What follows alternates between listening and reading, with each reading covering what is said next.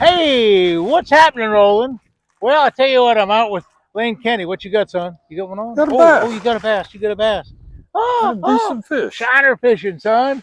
We're here. It's the 31st of October. How many bass is that? 34. 34 bass. Been out a half a day. And we've gone through 4 dozen shiners already, and we got another 4 dozen to go. And that one is probably all right. We Yeah. probably put that shiner back again. What we noticed we can probably do on a lot of these shiners, this one's not quite dead, but we can go ahead and hook them. And I put a little weight. Well, I got one Oh, on he's this got one on that one too. Look at that. He's got one going. What you got, son? Big one? Yeah, about the same size. Oh well. Another little one. 31st of October. It's the happening of the week. And what's happening? We're out here at Headwaters. We're catching them right and left, or left and right. That's 30. What's there? 35. 35. 35 bass. So we're doing pretty good. Lane, by the way, is a game warden. He's a game warden, a current game warden. In fact, you're the longest termed. Aren't you the longest employed game warden in the state right now? Yes, I am. I'm actually retired, but they hired me back part-time. So, yeah. But I still work. Now, also, what Lane does, he does a lot of things, but he also has a big hunting lease, and he fishes all the time. Let's see, I got a shiner back here. I got to get out of here. Okay, Lane, he was throwing that one out. Do you need another shiner? No, I got one. If we notice, we're hooking them different ways. We're kind of hooking them in the back. I got an extra shiner in my hand just in case something happens. But Lane, you've told me a lot of really neat stories. He would also work for the 10X crossbows, right? 10 point. 10 point. 10 point crossbows. And you shot at the time when they had crossbow on the list of world records. You had, I don't know how many world records you had. About 18. 18 world records. With a crossbow, yeah. Oh, this one here. It's got the paint. Yeah, okay. Okay, 18 world records. That's a lot of world records. Now, the neatest thing that I think you ever shot was that wolf. Well, yeah. Tell us about the wolf. Well, that was on duty. That was back in 2014. We had there was a wolf preserve in our county, and we had a real bad storm, and a tree fell on the pens where the wolves were, and a couple of them escaped, and he was loose for about 4 or 5 days, and we tried everything we could. We tried live trapping them, everything, and finally, the wolf, we didn't know if the wolf had fed for 4 or 5 or 6 days, however long he was out. And behind a school or something. Yeah, and so he was right behind an elementary school when Tallahassee gave us the word that. So actually, your boss told you. Yes. That you, yes. Lane, yes. You go take care. If you can get a safe shot, take care of this wolf, because we didn't want him around the school with the kids going to school the next day. Then what happened was an important thing. There's so many do-gooders out there. They said, "Oh, the poor wolf." Exactly. And you got a lot of trouble. We got, and didn't get any trouble from the state of Florida. We did exactly what they asked us to do, but we got a lot of death threats from all over the world. People killed this poor wolf. But yeah, and there was protests in Tallahassee on the Capitol steps, and a wolf whisperer from Montana flew in, and it was interesting for a few days. But we didn't do anything wrong, and the agency backed us up, so everything was good. That was good. Well, I'll tell you what, every time we get together, he has more and more new stories going on right now. Oh. Heavens. So let's go catch another bass. All right, sounds good. Let's see what we can do. Well, right now, we're the wind's changing a little bit, Lane. I don't know if you noticed. It was when we first got here, it came out of the northeast, and now it's coming out of the northwest. Yep. So I don't know what's going to happen. But the fish have been on fire. It's at 35 bass in what, 4 hours? 4 hours. That's not bad. Anybody wants to catch fish, need to come here and fish Headwaters with Roland. How many have we missed? A lot. Well, we're not going to talk about that. Yeah, we've missed about as many as we caught. I got a spare shiner on my hand, just kind of just to bait up with. But I tell you what happened this last week.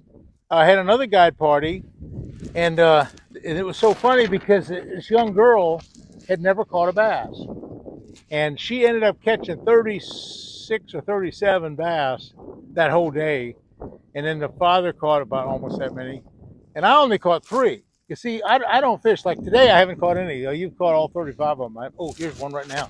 Here's one. Take this one. Lane's gonna see. He's catching them all. You got them? I think you got them. Yeah. Oh, Nah, he's not on there. He's not on. Is that all? Daggone. No. Huh? He was on. Yeah. He got off. But anyway, I got it. I got back to the boat launch the other day, and they said, "Well, Roland, how many have you caught?" And I said, "Well, this little 18-year-old girl, she'd caught 30 something, and the father had caught about that many, and I'd caught three." And they said, "What's the matter, Roland?" I said, "They're just a lot better fishermen than I am." Right now we're fishing 3 rods. We're fishing this rod with the spinning rod is out in some deep water. It's about 15 feet of water. See, Headwaters has 17 of these deep holes like this. And we're fishing around the edges of one of the deep holes. And then we have the shiners right up on the edge as well. And they've been actually a better bite right on the right in that shady section of the reef. Yeah. When we first got here and I started to film, we caught 2 5-pounders in a row. We set one down. Yeah. Oh, we came back up.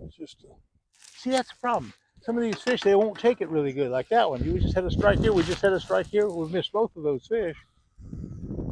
But they're biting nevertheless. Yeah. I might put this shiner back. Anyway, the other thing I'm doing is I'm fishing Lake Okeechobee a lot. That's been a pretty good deal. Just a second, I'll be right back and put the shiner away. Okeechobee's kind of alive and well, but we're catching more fish here at Headwaters. Headwaters is a better deal. And so what we're trying to do now is just to get a good cast. See how the bait's going. That's the problem. Just using bait up right and left and right. But I'll get another shiner. Lane, so we've caught 35 and missed about 35. That's not a bad half day. Not a bad half day at all. That's why I love fishing with you. Yeah. You have a couple lakes that you fish up north in Tallahassee area. What's your favorite lake? Well, I've got some private land lease. Yeah. And so there's quite a few lakes on that private property. Okay. So yeah, I've been fortunate to fish that same property now for 44 years. Wow. Yeah. Lane was telling me about when the governor, I guess so. There's one. Is that one right there? Big one. Is that a big one? Look at that. Yeah, it's a decent fish. That's a big fish. Yeah. Big fish. Good fish. Good fish. Okay. Yeah, that's not a bad fish at all. Okay. That's a good one. That's so much fun. Shiner fishing, I tell you, you get so many fish here on the Headwaters. Woo! Yeah, not bad. Just that one. How's that shiner? Is that a good one? Yeah, I just think. try for a second. I'll take this one. All right. And then you get that one. Again, this one here is probably good in shape. Let's see what happens. I'll get him down about 2.5 feet. There's hydrilla on the bottom. So I'm throwing close to the reeds like that, like we're doing. Oh, that's too close. And we're holding them up off the hydrilla because the hydrilla is down about 2 feet under the water. And that should do it. That should do it. And you know what's really good? I'll tell you how good it is. You take an old dead shiner like this one, an old dead shiner, and throw it out there. And usually, if they're really in here good, like they probably are now, something in just a minute will come up and grab that shiner I just threw out there.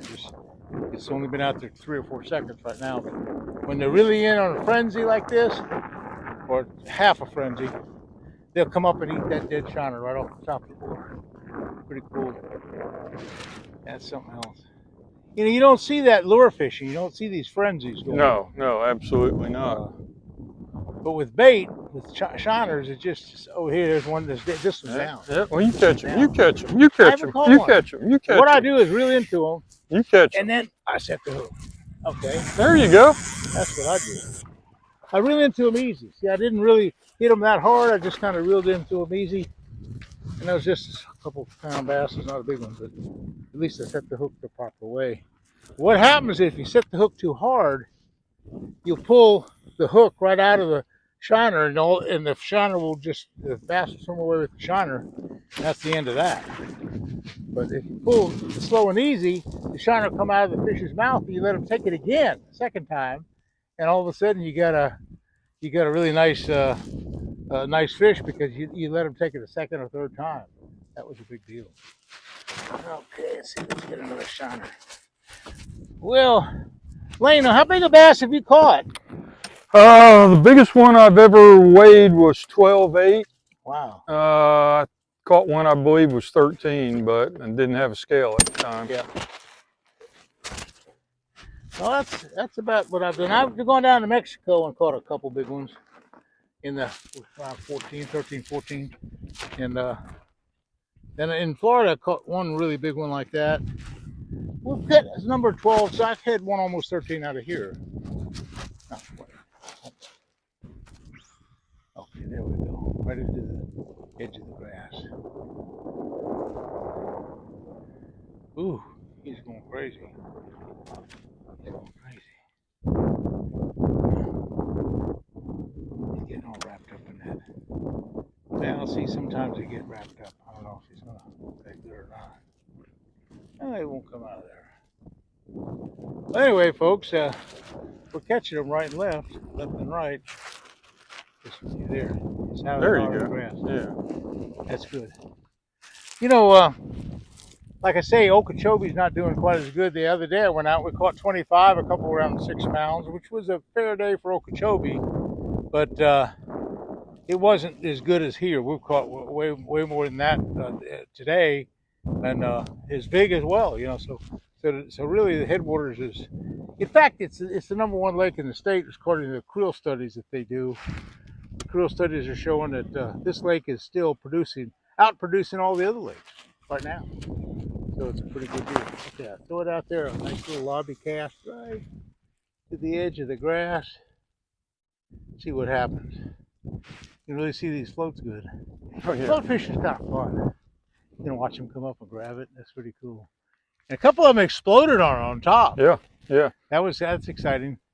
There's one hit that thing. Catch them. Ooh.